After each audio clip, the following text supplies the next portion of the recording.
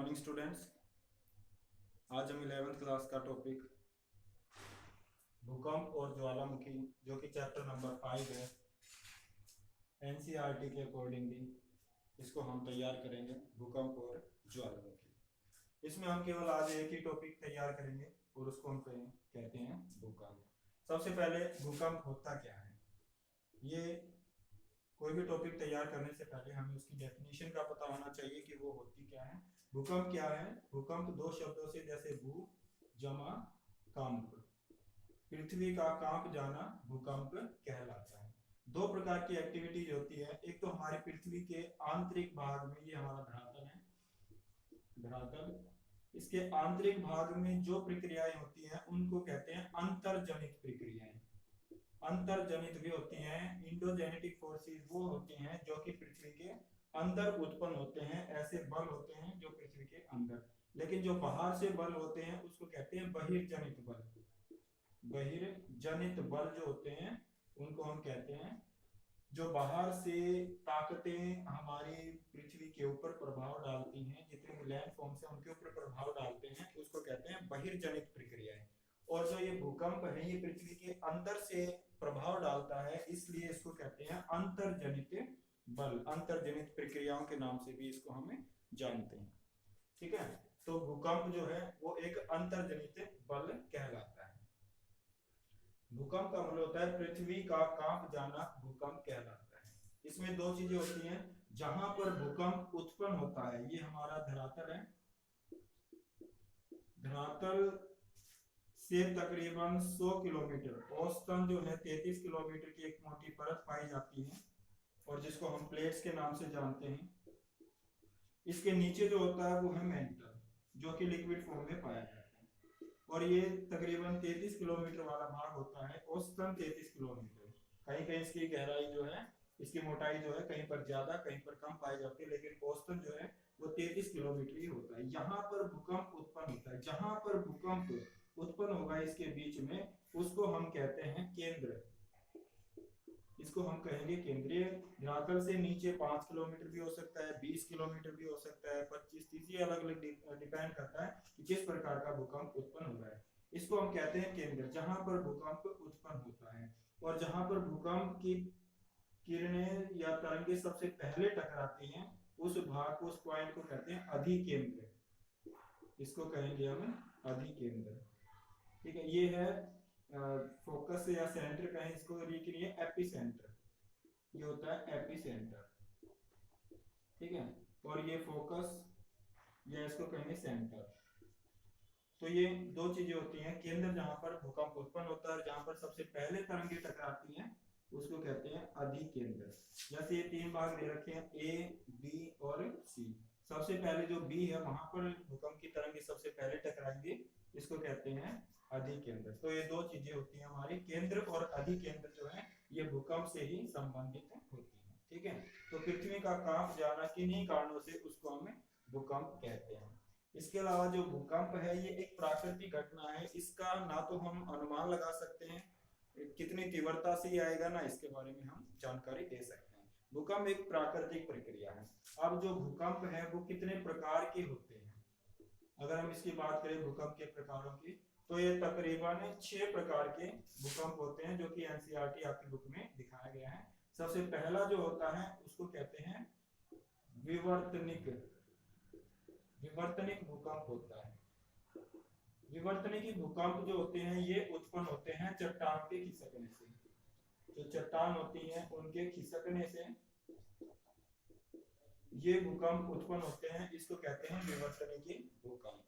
ठीक है, दूसरा जो प्रकार होता है वो होता है ज्वालामुखी जन्य, ऐसा भूकंप जिसकी उत्पत्ति ज्वाला से उत्पन्न होती है उसको कहते हैं ज्वालामुखी जन्य भूकंप। जो ज्वालामुखी विस्फोट होता है तो उसमें जो है एकदम से ब्लास्ट होता है, तो ब्लास्ट होने से जो कंपन उत्पन्न होती है उसको कहते हैं ज्वालामुखी जन्य भूकंप कहा जाता है।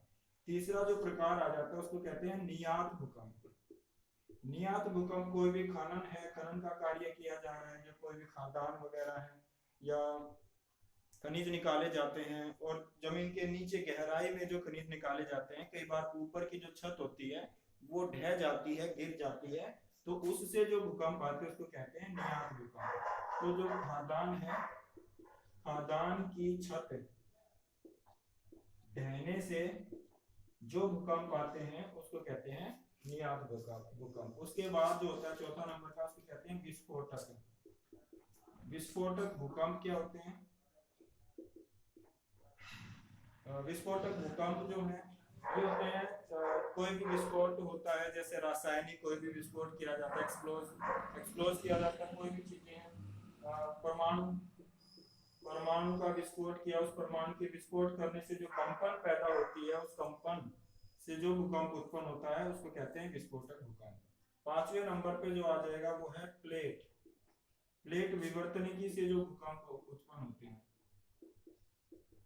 प्लेट विवर्तनिकी, प्लेट का मतलब जो पृथ्वी की गहराई में, ये हमारी पृथ्वी जो है इसके बीच मैंने अभी बताया था कि 33 किलोमीटर वाला जो भाग पाया जाता है, एक मोटी परत पाई जाती है जिसको हम प्लेट कहते हैं। ये प्लेट जो है ये मेंटल के ऊपर तैर रही है, और ये जो मेंटल है इसके ऊपर ये जो प्लेट तैर रही है, इसमें हलचल होने से, विवर्तनिकी का मतलब कंपन या हलचल, इसमें मूवमेंट होने से जो कंपन पैदा होती है उसको कहते हैं प्लेट विवर्तनिकी। इससे जो कंपन पैदा होती है उसे प्लेट विवर्तनिकी भूकंप का एक कारण माना जाता है। उसके बाद जो है लास्ट है बांध जनित भूकंप।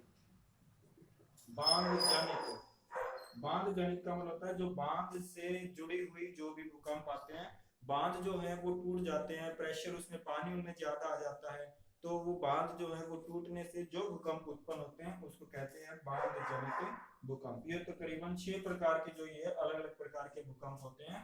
सबसे पहला जो भूकंप है वो है विवर्तनिकी भूकंप। ये याद रखेंगे, जो चट्टानों के खिसकने से जो भूकंप उत्पन्न होता है, ज्वालामुखी के विस्फोट होने से जो भूकंप उत्पन्न होते हैं। नियात भूकंप, खान जो होती है, खादान होती है, उनकी छतें ढहने से जो भूकंप आते हैं उसको कहते हैं नियात भूकंप। विस्फोटक भूकंप होते हैं जो परमाणु विस्फोट या कोई भी विस्फोट किया जाता है, उससे जो जमीन कांप जाती है, उससे जो भूकंप आते हैं उसको कहते हैं विस्फोटक भूकंप। और प्लेट विवर्तनिकी, प्लेटों के खिसकने से, जो जमीन के नीचे प्लेट पाई जाती हैं, उन प्लेटों के खिसकने से जो भूकंप आते हैं उसको कहते हैं प्लेट विवर्तनिकी भूकंप। और बांध जनित भूकंप होते हैं जो बांध के टूटने से जो भूकंप आते हैं उनको बांध जनित भूकंप कहा जाता है। तो ये क्या है, भूकंपों के अलग अलग प्रकार हो जाएंगे। नेक्स्ट जो हमारा टॉपिक आएगा इसी में है भूकंप से रिलेटेड, भूकंप का जो माप किया जाता है, मापा जो जाता है भूकंप को, वो किस तरीके से उसको मापते हैं। ठीक है, भूकंप का जो माप है, अब बात करेंगे इसके माप की, इसका मेजरमेंट कैसे किया जाता है। भूकंप को मापने के लिए जो है वो भूकंप लेखी यंत्र का प्रयोग किया जाता है, जिसको हम कहते हैं सिस्मोग्राफ बोला जाता है। सिस्मोग्राफ जो है ये भूकंप लेखी यंत्र होता है जिसके आधार पे हम भूकंप को मापते हैं। जैसे टेम्परेचर को मापने के लिए हम थर्मामीटर का यूज करते हैं, इसी तरीके से भूकंप को मापने के लिए हमें भूकंप लेखी यंत्र जो है उसका हम प्रयोग करते हैं। इसके अलावा इसके ऊपर एक पैमाइश बनी होती है जिसको कहते हैं reactor scale, Richter scale, Richter मापनी या रिक्टर स्केल के नाम से इसको जानते हैं, इसको कहते हैं रिक्टर स्केल। ये जो रिक्टर स्केल होता है, ये रिक्टर स्केल जो है ये चार्ल्स फ्रांसिस रिक्टर के नाम से बना था, इन्होंने इसको बनाया था।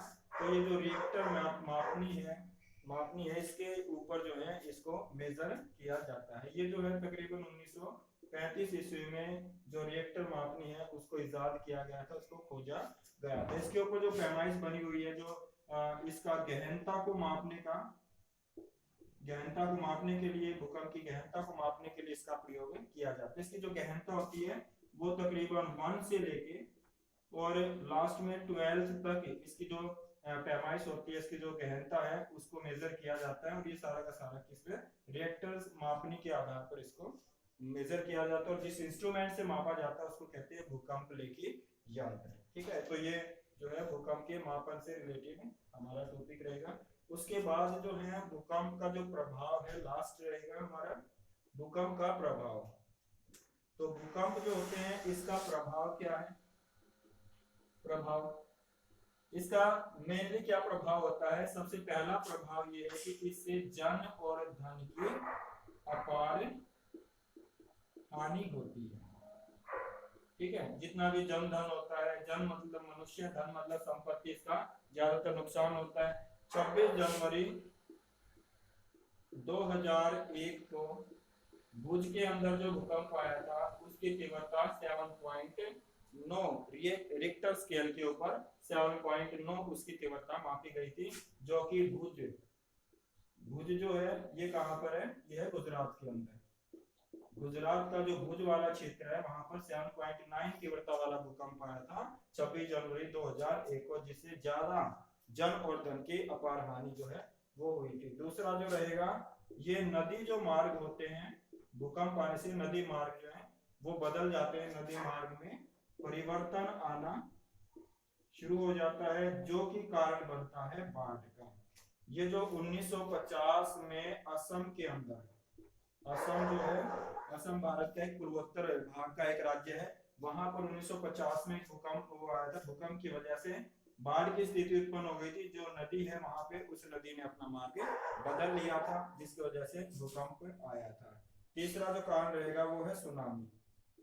सुनामी जो है, सुनामी अगर जमीन के ऊपर भूकंप आता है, कंपन होती है, तो उसको हम कहते हैं भूकंप, और पानी के अंदर जो कंपन आती है उसको हम कहते हैं सुनामी। तो सुनामी जो आती है, पानी के अंदर जो कंपन होता है वो कंपन ऊपरी भाग में आती है और यहाँ पर ऊंची ऊंची लहरें उठनी शुरू हो जाती हैं, और वो लहरें जो है आसपास के जितने भी देश हैं या कोई द्वीप है उसके ऊपर प्रभाव डालते हैं, या तो द्वीप नीचे चले जाते हैं, द्वीप ऊपर उभरना शुरू हो जाते हैं। तो ये सुनामी जो होते हैं इसका इसके ऊपर भी प्रभाव होता है। 26 जनवरी 2004 को एक उदाहरण, इसका एग्जाम्पल है 26 दिसंबर 2004 को भूकंप आया था। इसमें इंडो, ये हमारा हिंद महासागर है, इसमें भूकंप आया था जिसने 11 देश जो हैं उनके ऊपर प्रभाव डाला, और इसका रिक्टर स्केल पर 8.9 इसकी तीव्रता मापी गई थी। 11 देशों के ऊपर इसका प्रभाव पड़ा था, और ये जो है 8.9 इसकी तीव्रता मापी गई थी। 26 दिसंबर 2004 को ये भूकंप आया था। ये सुनामी की इसका प्रभाव रहा था, जब समुद्र के अंदर ये भूकंप उत्पन्न हुआ था। उसके बाद है भ्रंश जो है वो पड़ जाते हैं, भ्रंश होती हैं दरारें। जब भूकंप आते हैं तो जमीन के अंदर दरारें पड़ जाती हैं, जो कि जमीन के बिल्कुल गहरे भाग तक उसका प्रभाव पड़ता है। 1891 ईस्वी में जापान के अंदर भूकंप आया था, और इसी तरीके से 1906 ईस्वी में कैलिफोर्निया जो है वहां पर भूकंप आया था, और उसका मेन कारण क्या था कि ये जो है भूकंप के अंदर, भूकंप जो है वो प्लेट हिलने की वजह से भूकंप आया, जिसकी वजह से जो दरारें हैं वो पड़ी, और ये जो गहरी दरारें हैं इन देशों में इनका प्रभाव देखने को मिला था। पांचवा जो प्रभाव है वो आ जाएगा भूस्खलन का। लैंडस्लाइड होती है, भूस्खलन जमीन के जो पर्वतीय भाग है उसमें जमीन का खिसक जाना जो होता है, पर्वतीय भाग जो होती है, लैंडस्लाइड जो होती है वो हो जाती है। तो इसके ये प्रभाव है, भूकंप जो है वो जन धन की अपार हानि होती है, नदी अपना मार्ग बदल लेती है, बाढ़ आ जाती है।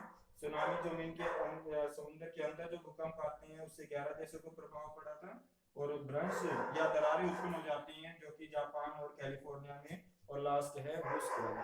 तो ये हमारे भूकंप जो है उसका अलग अलग प्रभाव रहेगा। तो ये हमने आज कवर किए हैं ये टॉपिक, जितने भी मैंने आपको बताए हैं। ये सबसे पहले हमने सीखा है भूकंप की परिभाषा के बारे में, उसके बाद जो है केंद्र अधिकेंद्र के बारे में हमने सीखा, इसके बाद जो है भूकंप के प्रकार हमने पढ़े, भूकंप के प्रकार कौन कौन से होते हैं। इसके बाद भूकंप के जो माप है वो हमने पढ़े, भूकंप का माप हम कैसे कर सकते हैं। इसके अलावा भूकंप का जो प्रभाव है उन प्रभावों के बारे में हमने पढ़ा है। ठीक है, तो ये चीजें हमें जो हमने टॉपिक कवर किया है ये है भूकंप और ज्वालामुखी में। केवल हमने भूकंप, जो नेक्स्ट वीडियो हमारी रहेगी उसमें हम ज्वालामुखी के बारे में पढ़ेंगे। फिर भी कोई डाउट है तो आप मेरे व्हाट्सएप नंबर 9416182370 पर आप मेरे से कांटेक्ट कर सकते हैं। Thank you.